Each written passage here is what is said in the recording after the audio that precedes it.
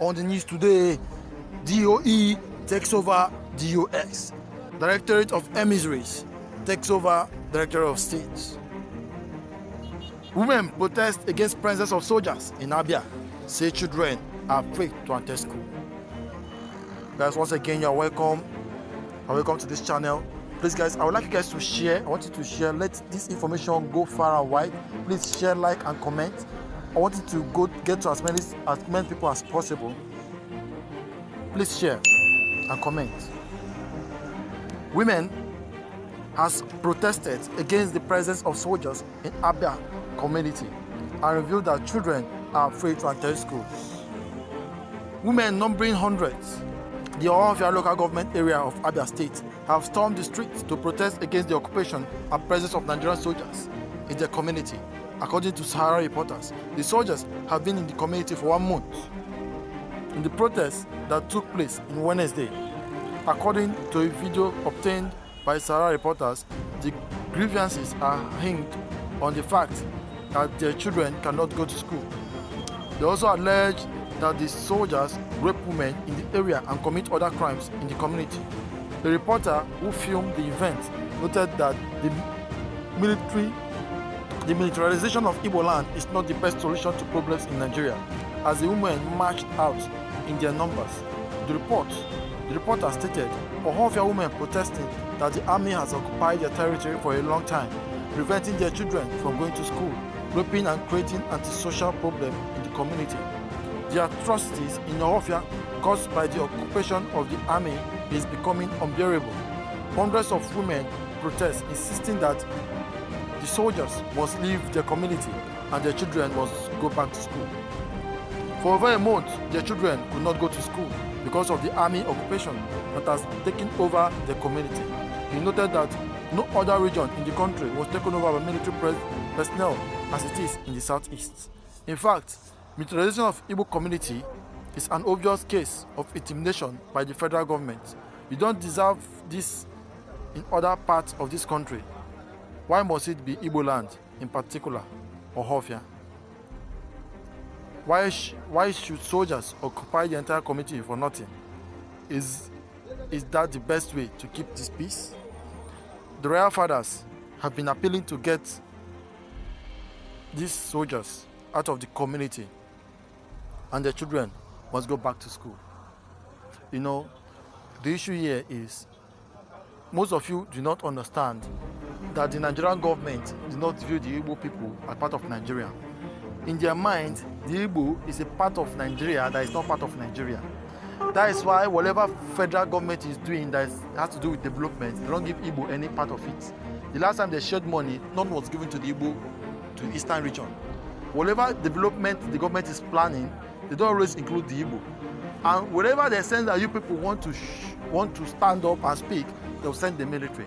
Imagine, not quite long, about 2 weeks ago, there was an attack in Abuja Railway. Not quite long, Abuja Road. Abuja Road has become unpassable.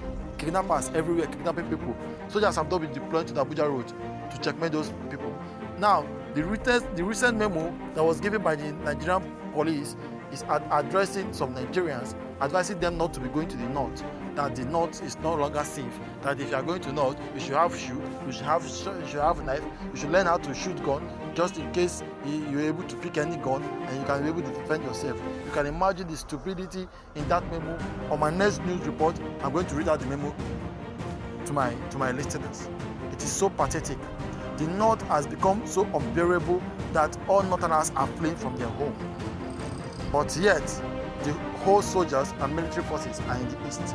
The east, that is one of the most peaceful places in this country.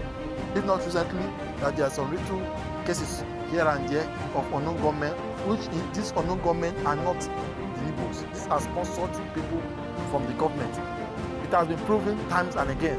Many times, the unknown gunman was arrested. It was discovered that for the person to be in Nigerian DSS, in Nigerian Department of State Service, dressed as an unknown gunman, attacked some police, and they overpowered him and they caught him, and they later changed the news that a policeman mistakenly shot a DSS.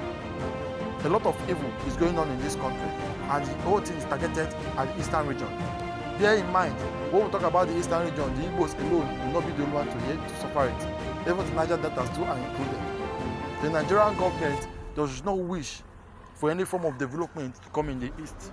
And that's why we all must put our heads together and join and make sure that our leader Mazi Nnamdi Kanu is released and we get our own freedom. Meanwhile, Ipob, Directorate of Emissaries, DOE, under the leadership of Mazi Nnamdi Kanu, are now in control of Ipob leadership. No more DOS, Rabbi Charles. This breaking news is very heartwarming and it's very important, and I think it's timely. You know, Mazi Nnamdi Kanu is indeed a wise man. He has always foreseen 10 steps ahead. When he tells you he's 10 steps ahead of Nigerians, most of you doesn't understand what he's saying. Mazi Nnamdi Kanu has already foreseen what is going to happen in the future. I've put check and balances in place. You know, when I was angry with US in my previous broadcast about their mishandling and their misconduct and their misbehavior and the ruining and putting our leaders' life in danger and also putting Biafran lives in danger all over, DOS has become a monumental failure. I'm not attacking the structure, I'm only attacking the individuals that are in those positions. Those guys, they don't know how to reason ahead. They don't accept new ideas. They don't know what is called critical reasoning. As a matter of fact, it's very clear by their action that they are compromised. Most of you might be wondering, what is this Directorate of Emissaries? I'm going to play a voice of Mazi Nnamdi Kanu when he instituted this Directorate of Emissaries. Yes, our leader instituted by himself. And he said that this Directorate of Emissaries are 3 people that are his emissaries. What are emissaries? Emissaries is like somebody that a king sends a message and the person carries the same authority as the king until the task is accomplished. If a king sends an emissary to you, you treat that emissary like you would treat the king. And whatever the emissary says coming from the king must be carried out. So that is what is happening here. Mazi Nnamdi Kanu already set up emissary for a time like this. And the 3 emissaries, one of them is Charles Rabbi.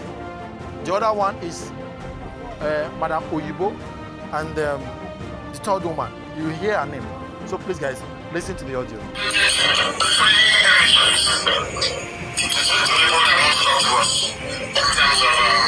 Providing assistance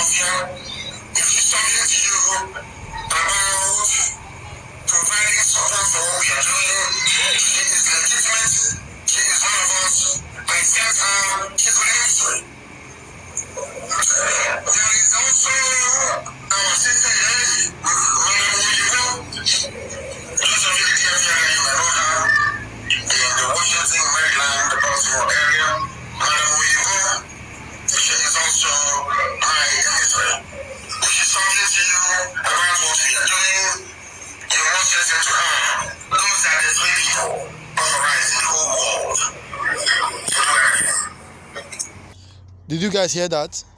I hope you guys hear it loud and clear. Even though the audio is not that good, I'm sorry I wasn't able to lay my hand on the better version of that audio. I promise to update you guys whenever I do.